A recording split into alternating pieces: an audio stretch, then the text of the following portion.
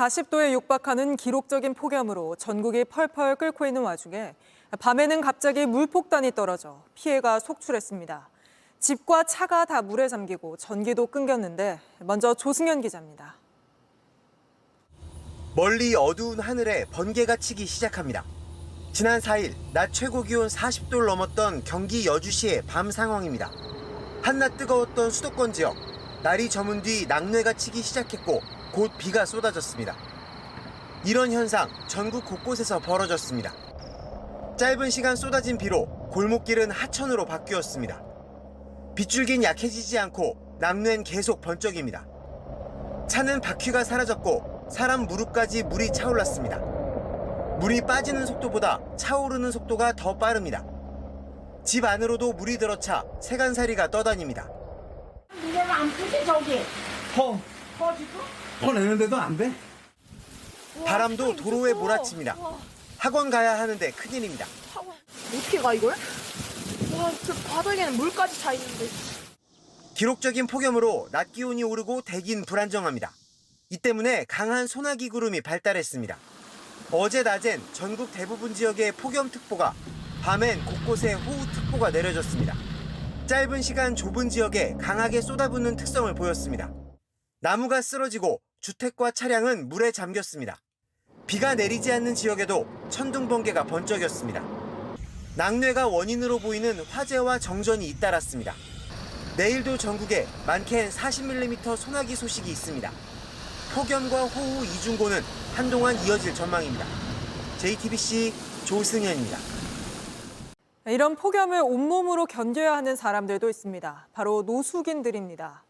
거리에서 몸을 보호하기 위해 한겨울 패딩을 입은 사람까지 있는데 정인아 기자가 취재했습니다. 오후 2시 체감온도는 35도를 훌쩍 넘겼습니다. 노숙인 한 명이 펄펄 끓는 돌바닥 위에 상자 하나를 깔고 앉아 있습니다. 털모자가 달린 겨울용 패딩을 입고 있습니다.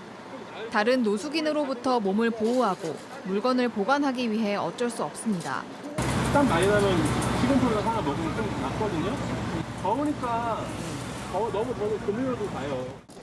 지자체 지원으로 쪽방을 얻었지만 바깥보다 더 더우니 어쩔 수 없이 다시 거리로 나옵니다. 창문도 없어요.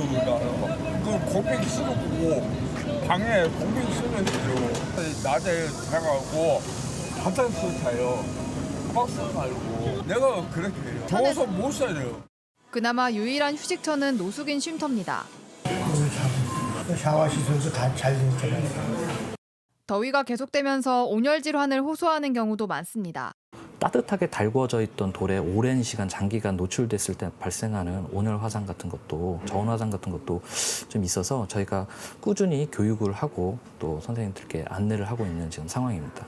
하지만 먹고 자는 건 길어야 한두 달만 가능해 결국 다시 거리로 나가야 합니다. 갈 곳이 없잖아요. 그리고 이제 가장 또 불편한 점이 씻는 거, 빨래 같은 거. 빨래해서 어떻게 관리해야 되는 입장인데 장소가 없으니까. 이들에겐 길어지는 폭염이 가혹하기만 합니다. JTBC 정인아입니다. 전기뿐 아니라 폭염에 물 사용량이 급증하면서 이 더위에 단수까지 된 마을도 있습니다. 경북 청도 일부 마을에선 어제부터 물이 끊기며 소나기를 받아쓰고 또 제습기를 돌려 물을 얻고 있습니다. 윤도혜 기자가 현장 취재했습니다. 수도꼭지를 열어도 물이 나오지 않습니다. 벌써 이틀째입니다. 손도 못 씻고 간다 할게 내가. 물이 안 나오니까. 어떻게든 생활은 해야 합니다. 급한 빨랫거리 들고 산에서 흘러내려오는 물을 찾아 나섭니다. 물이 한 발도 없어갖고 집에 물 없다. 노인들이 모인 요양시설은 언제 한계 상황에 몰릴지 알 수 없습니다. 씻고 빨래할 물은커녕 화장실 쓸 물도 없습니다. 소나기가 오면 양동이를 꺼내 빗물을 받습니다. 빗물을 받았는데 어른들 그 화장실 물로 쓰려고. 제습기를 틀어 모은 물까지 사용합니다. 여기 이렇게 물이 차거든요. 그거를 지금 저기 부어놓은 거예요. 경북 청도 일부 마을에 물이 안 나온 건 어제 오후 1시쯤부터입니다. 단수될 거란 예고는 없었습니다. 미리 전에 그러면 좀 물이 조금 적게 나올 거다. 그러면 우리가 물을 확보해놓고 어른들 좀 불편한 게 없게 이래놨는데. 밤 10시쯤 되어서야 물이 끊긴다는 안내 문자가 왔습니다. 하지만 이미 늦었습니다. 물이 끊긴 세대는 어젯밤 950곳에서 오늘 낮엔 1,700세대까지 늘었습니다. 당장 해결책이 없습니다. 정수장에서 생산하는 양보다 쓰는 양이 훨씬 많습니다. 시설 용량보다 더 생산을 보내줬는데도 건조기 바닥이 나다 보니까 마실 생수를 집집마다 배급하고 다른 지역에서 물을 받아오고 있습니다.